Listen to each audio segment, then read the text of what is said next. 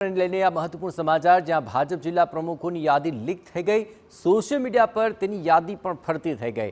35 જિલ્લા પ્રમુખોના નામની આ યાદી વાયરલ થઈ છે। કેટલાક જિલ્લા અને શહેરોમાં નામોની થઈ ગઈ હતી જાહેરાત, જ્યાં કેટલાક જિલ્લા અને શહેરોમાં નામોની જાહેરાત બાકી છે। સામાન્ય રીતે નામોને લઈને ભાજપ છેલ્લી ઘડી સુધી સસ્પેન્સ બનાવી રાખે છે, પણ આ વખતે નામોની જાહેરાત પહેલાં જ આ યાદી લીક થઈ ચૂકી છે।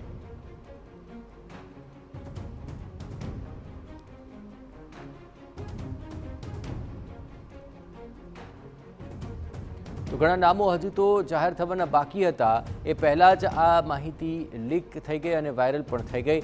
પરંતુ શું આ યાદી પ્રમાણે જ તમામ નામો ફાઇનલ છે કે કેમ, તેને લઈને હજુ સુધી કોઈ સ્પષ્ટતા નથી મળી। 35 જિલ્લા પ્રમુખોના નામોની યાદી વાયરલ થતાં સવાલ ઉઠી રહ્યા છે કે આમ તો ભાજપ દર વખતે નામોને લઈને ઘણું સસ્પેન્સ બનાવી રાખે છે, પણ આ વખતે નામો જાહેર થાય એ પહેલાં જ નામોની યાદી લીક થઈ ગઈ અને વાયરલ થઈ ગઈ છે। ગુજરાતની અંદર અલગ અલગ શહેરોની અંદર શહેર પ્રમુખોના નામ છે જે જાહેર થઈ રહ્યા છે, ત્યારે સુરત શહેરની અંદર પણ થોડા સમયની અંદર નામ જાહેર થઈ શકે છે। અત્યારે જોઈ શકાય છે કે જે ભાજપના અગ્રણી છે તે મેન્ડેટ લઈ અને અહીંયા પહોંચ્યા છે। જોઈ શકાય છે કે પેક કવરમાં અંદર જે તેમનું નામ છે અને થોડા સમયની અંદર આ નામ છે સંકલન બેઠકની અંદર જે ખોલવામાં આવશે। તો આપણી સાથે જોડાયા છે, તેમની સાથે વાત કરીશું। બેન, આપણે સુરત શહેર ભાજપની ઓફિસે પહોંચ્યા છે મેન્ડેટ લઈને।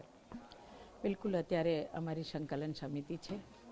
સંકલન સમિતિમાં ભારતીય જનતા પાર્ટી પ્રદેશે જે મેન્ડેટ આપ્યું છે એ મેન્ડેટ બધાની સામે અમે ખોલીશું અને ત્યારે સુરત શહેરના અધ્યક્ષની જે અધ્યક્ષનું નામ પ્રદેશે નક્કી કર્યું હશે એ અધ્યક્ષની નામની અમે નિમણૂક કરશું। અત્યારે મેડમ એક સોશિયલ મીડિયા ઉપર લિસ્ટ જાહેર થયું છે કે તમામ શહેરોના જે નામ છે મોટાભાગના કન્ફર્મ નામો છે। મને તો કોઈ લિસ્ટની ખબર નથી અને મને પોતાને આમાં કયું નામ છે એ નથી ખબર।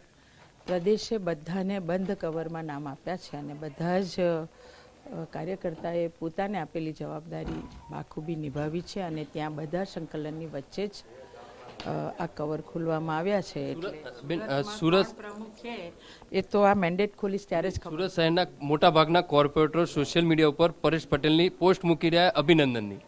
એ તો હવે જે પોસ્ટ મૂકી હોય કોર્પોરેટરે એમને જ પૂછવું જોઈએ, કારણ કે હું તો હજી મેન્ડેટ ખોલ્યું જ નથી એટલે મને ખબર જ નથી। બીજા મૂકે તો ચાલે, પણ કોર્પોરેટર છે તો ઓથેન્ટિક કહી શકાય, એ લોકો મૂકી રહ્યા છે એટલે ક્યાંક આ લિસ્ટ સાચું કહી શકાય। કોર્પોરેટરે પોતે નહીં મૂકવું જોઈએ, કેમ કે હજી બહાર પડ્યું નથી નામ, મેન્ડેટ ખુલ્યું નથી, સંકલન થઈ નથી। 4 વાગે સંકલન છે, 4:30 પછી જાહેરાત થશે અને 4:30 પછી જે નામની ઘોષણા થાય એમને સૌ કાર્યકર્તાઓએ અભિનંદન આપવાના હોય। જે રીતે જોઈ શકાય છે તે પ્રમાણે કે આ મેન્ડેટ છે થોડા સમયની અંદર સંકલન બેઠકની અંદર જે ખોલવામાં આવશે અને ત્યારબાદ નામ છે તે જાહેર થશે। પણ જે રીતે એક લિસ્ટ જે બહાર પડી રહ્યું છે તેની અંદર જે પરેશ પટેલનું છે, જે પૂર્વ સ્ટેન્ડિંગ ચેરમેન છે તેમનું નામ છે તે ચાલી રહ્યું છે અને બીજા ભાજપના કેટલાક જે જાણીતા ચહેરા કોર્પોરેટરો છે તે પણ સોશિયલ મીડિયાની અંદર જે પરેશ પટેલને અભિનંદન આપતા હોવાના મેસેજ પણ સતત વાયરલ થઈ રહ્યા છે। ત્યારે હવે જોવાનું કે ખરેખર નામ પરેશ પટેલનું છે કે પછી બીજું જ કંઈ નામ નીકળે છે। કેમેરામેન સંજય ચંડેલ સાથે બલદેવ સુથાર, TV9 સુરત।